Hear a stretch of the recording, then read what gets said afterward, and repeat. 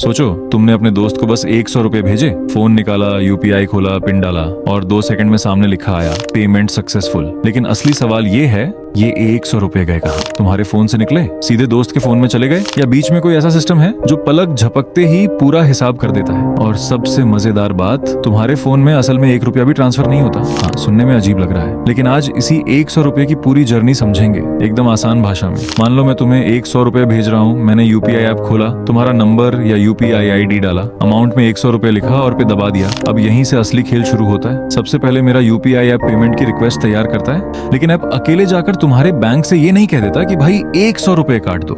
इसके पीछे पूरा बैंकिंग नेटवर्क काम करता है। और यहाँ एक बहुत जरूरी चीज आती है, यूपीआई सिस्टम। यूपीआई यानी यूनिफाइड पेमेंट्स इंटरफेस। सीधी भाषा में समझो, ये एक ऐसा सिस्टम है जो अलग अलग बैंक्स को आपस में बात करने देता है। मतलब मेरा बैंक अलग हो सकता है, तुम्हारा बैंक अलग हो सकता है, मेरा यूपीआई ऐप अलग हो सकता है, तुम कोई दूसरा यूपीआई ऐप इस्तेमाल कर सकते हो, फिर भी पेमेंट हो जाती है। क्यों? क्योंकि ये सारे सिस्टम्स एक दूसरे से कनेक्टेड है। अब वापस चलते हैं उस 100 रुपए पर। मैंने पे दबाया, अब मेरे बैंक को पेमेंट की रिक्वेस्ट मिलती है। बैंक सबसे पहले ये चेक करता है कि मेरे अकाउंट में 100 रुपए हैं भी या नहीं। मान लो मेरे अकाउंट में 5000 रुपए पड़े हैं, तो बैंक कहता है हाँ, पैसा अवेलेबल है।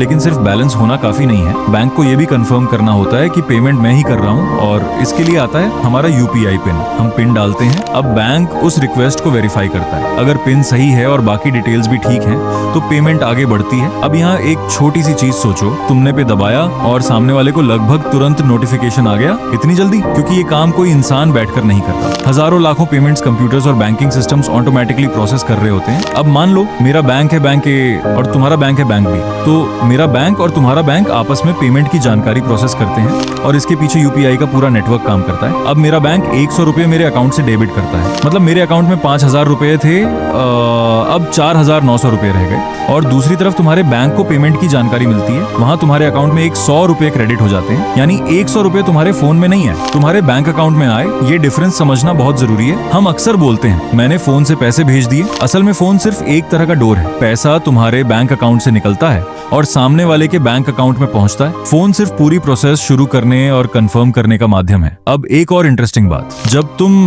क्यूआर कोड स्कैन करते हो तब तुम्हें लगता है कि क्यूआर कोड के अंदर शायद बैंक अकाउंट की पूरी इंफॉर्मेशन छिपी होगी, लेकिन हर क्यूआर कोड एक जैसा नहीं होता। कुछ क्यूआर कोड्स किसी पार्टिकुलर मर्चेंट या पेमेंट एड्रेस से जुड़े होते हैं। तुम स्कैन करते हो, पेमेंट डिटेल्स सामने आती हैं, अमाउंट डालते हो और पेमेंट कर देते हो। मतलब क्यूआर कोड ने तुम्हारे पैसे नहीं लिए, उसने बस तुम्हें सही पेमेंट डेस्टिनेशन तक पहुंचाने में मदद की। जैसे किसी घर का एड्रेस खुद सामान नहीं है, वो बस बताता है कि सामान कहां पहुंचना है। वैसे ही क्यूआर कोड पेमेंट को सही जगह तक पहुंचने में मदद करता है। अब सवाल आता है, अगर यूपीआई इतना फास्ट है तो पेमेंट फेल क्यों होती है? यही चीज शायद तुम्हारे साथ भी हुई होगी। तुमने पेमेंट की, थोड़ी देर लोडिंग हुई, फिर आया ट्रांजैक्शन फेल्ड। अब इसका मतलब हमेशा ये नहीं होता कि तुम्हारे अकाउंट में पैसा नहीं था। कभी बैंक सर्वर में प्रॉब्लम हो सकती है, कभी नेटवर्क इश्यू हो सकता है, कभी यूपीआई सिस्टम पर ज्यादा लोड हो सकता है, कभी सामने वाले बैंक की तरफ से इश्यू हो सकता है, और कभी पेमेंट प्रोसेस के बीच में कोई टेक्निकल प्रॉब्लम आ सकती है। इसलिए पेमेंट फेल होना और पैसा कट जाना दोनों अलग चीजें हैं। मान लो तुमने 100 रुपए भेजे, पेमेंट फेल दिखा, लेकिन अकाउंट से 100 रुपए कट गए। अब घबराने की जरूरत नहीं। कई केसेस में ट्रांजैक्शन बाद में ऑटोमेटिकली रिवर्स हो जाता है या पैसा वापस अकाउंट में आ जाता है। लेकिन अगर ऐसा ना हो तो ट्रांजैक्शन डिटेल्स देखकर बैंक या संबंधित पेमेंट सर्विस में कंप्लेंट की जा सकती है।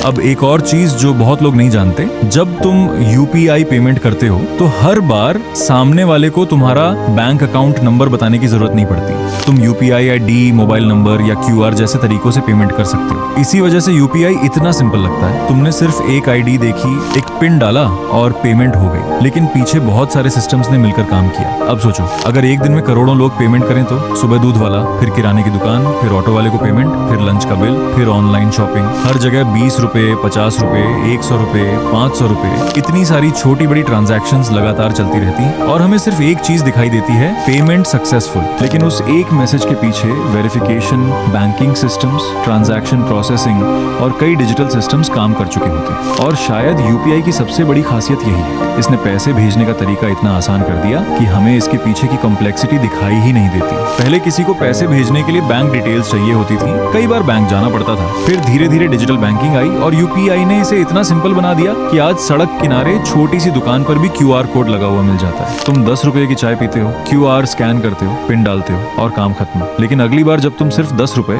या 100 रुपए की यूपीआई पेमेंट करो ना, 1 सेकंड के लिए रुकना, सोचना अभी मेरे फोन ने सिर्फ एक बटन दबाया है, लेकिन इसके पीछे पूरा डिजिटल बैंकिंग सिस्टम काम कर रहा है। और यही टेक्नोलॉजी की सबसे इंटरेस्टिंग बात है। जो चीज हमें सबसे आसान दिखाई देती है, उसके पीछे कई बार सबसे ज्यादा मेहनत और टेक्नोलॉजी छिपी होती है। तो अगली बार जब स्क्रीन पर आए पेमेंट सक्सेसफुल, तुम सिर्फ इतना मत सोचना कि 100 रुपए चले गए। सोचना एक छोटी सी पेमेंट ने कुछ ही सेकंड्स में कितने सिस्टम्स को काम पर लगा दिया। और शायद यही वजह है कि आज भारत में पैसे भेजना इतना आसान हो गया है। एक क्यूआर कोड, एक पिन और कुछ सेकंड्स, बस 100 रुपए की छोटी सी पेमेंट के पीछे पूरी डिजिटल दुनिया काम कर रही होती है।